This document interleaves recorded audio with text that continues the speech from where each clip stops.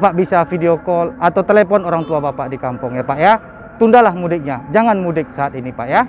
Tapi Pak, orang tua saya pasti tak percaya Pak. Atau Pak, Bapak bisa tak tolong jelaskan dengan orang tua kami? Kami telepon nih orang tua kami. Iya Pak, soalnya kehadiran kami ini sangat ditanti-tantikan orang tua kami Pak.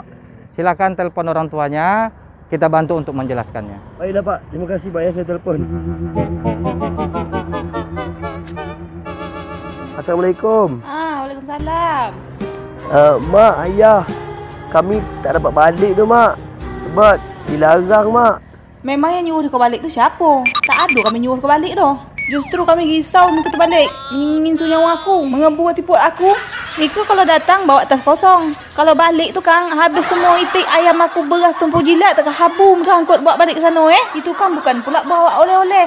Buah sebatang yang bawa ni. Sama lagi mungkin dulu aku bini.